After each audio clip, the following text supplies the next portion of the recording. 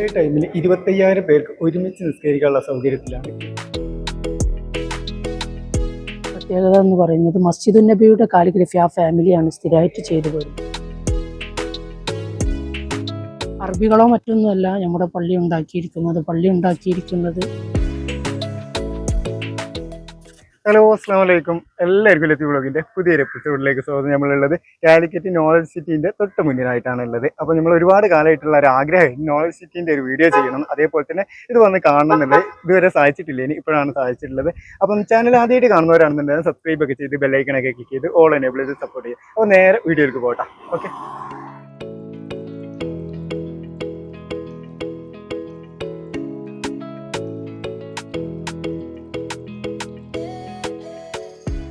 Knowledge സിറ്റീൻ്റെ ഈ ഒരു entrance കടന്നിങ്ങനെ വരുന്ന ഒരു വഴിയാണിത്. ഈ ഒരു ഭാഗത്ത് കംപ്ലീറ്റ് ഒരുപാട് ഫലവൃക്ഷങ്ങളൊക്കെ നട്ടുപിടിപ്പിച്ചിട്ടുണ്ട്. ഇതിൽ കുറേ ഇതിലെല്ലാം കായ്ച്ചിട്ടുണ്ട്. അതേപോലെ തന്നെ ഈ ഒരു സൈഡിൽ വരുന്നത് ഒരു 4 സ്റ്റാർ ഹോട്ടലാണ് കേട്ടോ. പെസിൻ എന്ന് പറഞ്ഞിട്ടുള്ള ഒരു ഹോട്ടലാണ് വരുന്നത്. അതേപോലെ തന്നെ തൊട്ടടുത്ത് തന്നെ വലൻസിയ ഗാലേറിയ എന്ന് പറഞ്ഞിട്ടുള്ള ഒരു ഓഡിറ്റോറിയം ഉണ്ട്. അതിൻ്റെ അടുത്ത് തന്നെ ആയിട്ട് ക്ലാസ് കാര്യങ്ങളൊക്കെ വരുന്ന സ്ഥലങ്ങളുണ്ട്. അപ്പോൾ നമുക്ക് അങ്ങനെ അവിടെ പോകട്ടെ. അങ്ങനെ പോയിട്ട് ഓരോന്നായിട്ട് കാണിച്ചു തരാം. അപ്പോൾ നമ്മൾ സ്റ്റാർട്ടിങ് മുതൽ ഇങ്ങനെ കാണിച്ചു തരാം എന്നുള്ളതിലായിരുന്നു.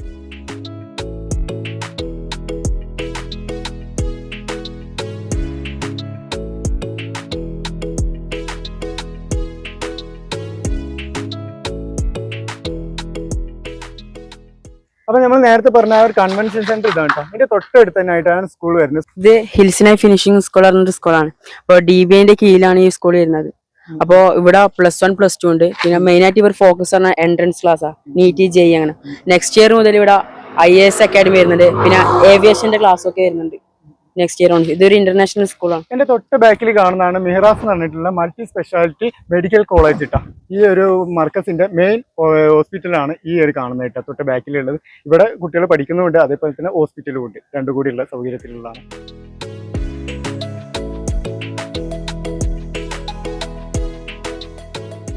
നമ്മൾ ആ ഹോസ്പിറ്റലിന്റെ തൊട്ടടുത്ത് തന്നെ ആയിട്ട് ഷുർബുഹാന എന്ന് പറഞ്ഞിട്ടുള്ള ഒരു ക്യാൻറ്റീൻ ഉണ്ട് കേട്ടോ. നമ്മൾ പുറത്തുനിന്നൊക്കെ ഒരുപാട് ആൾക്കാർ മർക്കസ് കാണാനും മർക്കസിൽ നിസ്കരിക്കാനും അങ്ങനത്തെ കുറേ കാര്യങ്ങളായിട്ട് വരുന്നുണ്ട്. അപ്പോൾ അവർക്ക് വേണ്ടി ഭക്ഷണം കഴിക്കാനുള്ള ഒരു ക്യാൻറ്റീനാണ് കേട്ടത്.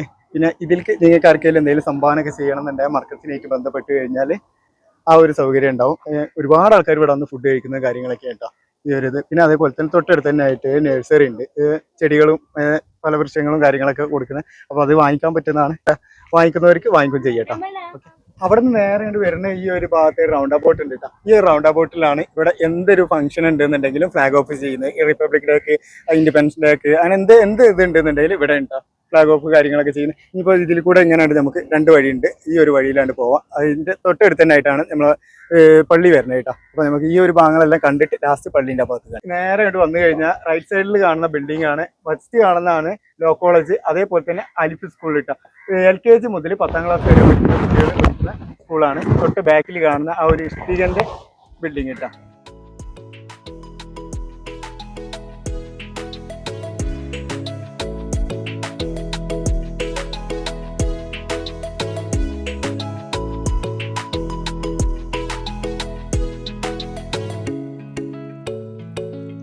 ഇപ്പോൾ നമ്മളുള്ളത് മസ്ജിദിന്റെ ഒരു സൈഡിലാണ് കേട്ടോ. ഈ ഒരു സൈഡിലുള്ള വ്യൂ ആണ് ഇപ്പോൾ ഞങ്ങൾ കണ്ടുകൊണ്ടിരിക്കുന്നത്. ഒരേ ടൈമിൽ 25,000 പേർക്ക് ഒരുമിച്ച് നിസ്കരിക്കാനുള്ള സൗകര്യത്തിലാണ് ഈ ഒരു പള്ളി പണി കഴിപ്പിച്ചിട്ടുള്ളത്. അതേപോലെ തന്നെ ഇതിൻ്റെ ലൈറ്റ് കാര്യങ്ങളെല്ലാം ചെയ്തിട്ടുള്ളത് പുറത്തുനിന്നുള്ള ലൈറ്റുകളാണ് ഫിറ്റ് ചെയ്തിട്ടുള്ളത്. അതേപോലെ തന്നെ ഇവിടുത്തെ പെയിന്റ് വന്നിട്ടുള്ളത് ഫുള്ള് വൈറ്റ് പെയിന്റും ഒരു യെല്ലോ ഷെയ്ഡുള്ള ഒരു പെയിന്റുമാണ് വന്നിട്ടുള്ളത്. മാർബിൾ വരുന്നത് വൈറ്റിൽ ഒരു ബ്ലാക്ക് ഷെയ്ഡാണ് വരുന്നത്. പിന്നെ ഈ ഒരു മരത്തിൻ്റെ ഉരുപ്പടിയെല്ലാം വരുന്നത് തേക്കിലാണ് ചെയ്തിട്ടുള്ളത്. അങ്ങനെ ഫൈനലി നോളജ് സിറ്റീൻ്റെ ഉള്ളിലുള്ള ഗ്രാൻഡ് മസ്ജിദിൻ്റെ ഫ്രണ്ടിലെത്തിയിട്ടുണ്ട്. അപ്പോൾ അവിടുത്തെ കാഴ്ചകളാണ് ഇനി കാണാൻ പോകുന്നത്. അപ്പോൾ അതിൻ്റെ ഉള്ളിൽ നമുക്ക് ഉള്ളിൽ പോയിട്ട് ഉള്ളിലത്തെ കാഴ്ചകളൊക്കെ കാണാം. അപ്പോൾ പുറത്തുള്ള കാഴ്ചകളൊക്കെ ഒരുവിധം നിങ്ങൾ കണ്ടിട്ടുണ്ടാവും എന്ന് വിചാരിക്കുന്നത്. അതേപോലെ തന്നെ ഇനി നമുക്ക് ഉള്ളിൽ പോയിട്ട് ഉള്ളിലത്തെ കാഴ്ചകൾ കാണാം. ഏകദേശം 125 ഏക്കറിലാണ് ഇതിൻ്റെ മൊത്തം ബിൽഡിങ്ങും കാര്യങ്ങളൊക്കെ വരുന്നത്. അതിൽ 5,70,000 സ്ക്വയർ ഫീറ്റിലാണ് പള്ളി വരുന്നത്. പള്ളിൻ്റെ ഓരോ ആർക്കിടെക്റ്റും കാര്യങ്ങളും ഒക്കെ വ്യത്യസ്ത വാസ്തുശില്പങ്ങളാൽ കൊത്തിവെച്ചിട്ടുള്ളതാണ്. മൊറോക്കൻ ശൈലിയിലാണ് ആ റൗണ്ട് വരുന്നത്. അതേപോലെ മുഗൾ ആൻഡ് തുർക്കിഷ് വാസ്തുശില്പത്തിനോടനുബന്ധിച്ചിട്ടാണ് ഈ തൂണുകളുടെ കൊത്തിശില്പവും കാര്യങ്ങളൊക്കെ ചെയ്തിരിക്കുന്നത്. അങ്ങനെ പള്ളിൻ്റെ ഓരോ ഭാഗങ്ങൾക്കും വ്യത്യസ്തമായ വാസ്തുശില്പങ്ങളോടും അതേപോലെ ഓരോ രാഷ്ട്രത്തിൻ്റെ പൈതൃകങ്ങളോടൊക്കെ ബന്ധങ്ങളുണ്ട്. പള്ളിയുടെ മൊത്തം നിർമ്മാണം 40 കോടിയിലാണ് പള്ളി ഉണ്ടായിരിക്കുന്നത്. അറബികളോ മറ്റൊന്നുമല്ല നമ്മുടെ പള്ളി ഉണ്ടാക്കിയിരിക്കുന്നത് ഓരോ ജനങ്ങളുടെയും അടുക്കൽ നിന്ന് കുറച്ച് കുറച്ച് രീതിയിൽ സംഭാവനകളും മറ്റും വാങ്ങിയിട്ടാണ് ഇത്രയും വിശാലമായ രൂപത്തിൽ. ഇന്ത്യയിലെ തന്നെ ഏറ്റവും വലിയ മസ്ജിദുകൾ 3 ഒന്നായി ഇത് പെട്ടിരിക്കുന്നു. ഡൽഹി ജുമാ മസ്ജിദ്, അതേപോലെ തന്നെ ഹൈദരാബാദ് ജുമാ മസ്ജിദ്, അതിനു പുറമെ 3ാമത്തെ മസ്ജിദായിട്ട് ഇതാണ് അറിയപ്പെടുന്നത്. ഉള്ളേരിയകളിൽ നിസ്കരിക്കാൻ സൗകര്യം ചെയ്തിരിക്കുന്നതിൽ ഏറ്റവും വലിയ മസ്ജിദ് ഇന്ത്യയിൽ ഇതാണ്. ഏറ്റവും വലിയ കുബ്ബ, സ്റ്റീലിനാലുള്ള കുബ്ബയും ഈ പള്ളിക്കാണുള്ളത് ഇന്ത്യയിലെ. ഇത്രയും പ്രത്യേകതകളുണ്ട്. അതുപോലെ തന്നെ ഒരുപാട് പ്രത്യേകതകൾ വേറെയും നിറഞ്ഞിരിക്കുന്ന ഈ പള്ളി.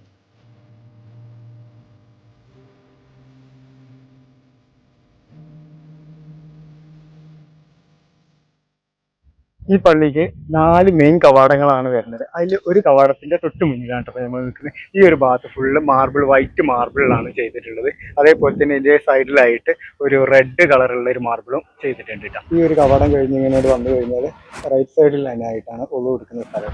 ഇവിടെ പോണ വഴിയാണ്. ഇപ്പോൾ ഒളു എടുക്കുന്നതിൻ്റെ ഒരു ഭാഗത്ത് കാണിച്ച് നമ്മൾ വന്നിട്ടുണ്ട് കേട്ടോ. ഈ ഒരു ഭാഗത്താണ് ഒളു എടുക്കുന്നത്. അതേപോലെ തന്നെ ഒളു എടുക്കുന്ന ഈ ഒരു സൈഡിലും, അതേപോലെ ടോയ്ലറ്റ്, ബാത്റൂം കാര്യങ്ങളൊക്കെ ഈ ഒരു ഭാഗത്തുണ്ട്. അങ്ങനെ പോകും. ഇതാണ് ഇവിടുത്തെ ബാത്റൂമിൻ്റെ സൗകര്യം. എൻ്റെ സൈഡിലായിട്ട് നല്ല വൃത്തിയായിട്ട് നീറ്റായിട്ട് ചെയ്യേണ്ടത്. ഇനി നമുക്ക് ഇതിൽ കൂടെ അങ്ങനെ പോയി കഴിഞ്ഞാൽ ഈ ഓള് കൊടുക്കുന്ന ആ ഒരു ഭാഗത്തേക്ക് പോവാം. അപ്പം ഇത് ബാത്റൂമിൻ്റെ എല്ലാം കണ്ടില്ല. വീൽ ചെയറിൽ പോകുന്നവർക്ക് വരെ ഉപയോഗിക്കാൻ പറ്റുന്ന ബാത്റൂം സൗകര്യം ഉണ്ട്. ഇവിടെ വാഷ് ബേസ് കാര്യങ്ങളൊക്കെ ആയിട്ട്. ഇനി ഓള് കൊടുക്കുന്നതിൻ്റെ ഭാഗം പോകാം. ഓള് കൊടുക്കുന്ന ഭാഗമാണത്. ഇത് ഗ്രൗണ്ട് ഫ്ലോറാണ്. ഗ്രൗണ്ട് ഫ്ലോറിലുള്ള ഇതാണ് ഈ ഒരു ഭാഗം കംപ്ലീറ്റ് വരുന്നത്. ഇതെല്ലാം ഓള് കൊടുക്കുന്ന സൗകര്യം ഉള്ളതാണ്. നേരെ അവിടെ കയറി വരുന്നതാണ് ഗ്രൗണ്ട് ഫ്ലോർ.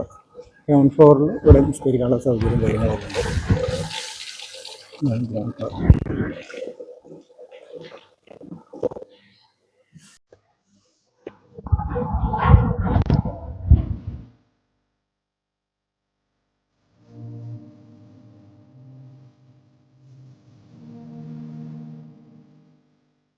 ഇത് അസ്മാഉൽ ബദർ മൊത്തമായിട്ട് കൊത്തിവെച്ചതാണ്. പള്ളീൻ്റെ ചുറ്റുഭാഗത്തും വരുന്നുണ്ട് മൊത്തമായിട്ട്. ഇതൊക്കെ ചെയ്തിരിക്കുന്ന ഒറ്റ വ്യക്തിയാണ് ഇതൊക്കെ ചെയ്തിരിക്കുന്നത്. പള്ളിക്കാകെ 4 തൂണുകളുണ്ട്. 4 തൂണിൻ്റെ ഓരോ തൂണുകൾക്കും 4 ഇമാമുമാരുടെ പേരുകളാണ് കൊടുത്തിരിക്കുന്നത്. ഷാഫി ഇമാമിൻ്റെ പേര്, ഹനഫി ഇമാമിൻ്റെ പേര്, അംബലി ഇമാമിൻ്റെ പേര്, മാലിക് ഇമാമിൻ്റെ പേര്. 4 പേരുകളിലാണ് തൂണുകൾ അറിയപ്പെടുന്നത്. ഈ ഷാഫി തൂണിൻ്റെ അടിയിൽ വെച്ചാണ് ഷാഫി മദ്ഹബുകാരായ, അതായത് കേരളക്കാരായ ആളുകൾക്ക് ക്ലാസ്സും കാര്യങ്ങളൊക്കെ കൊടുക്കുന്നത്.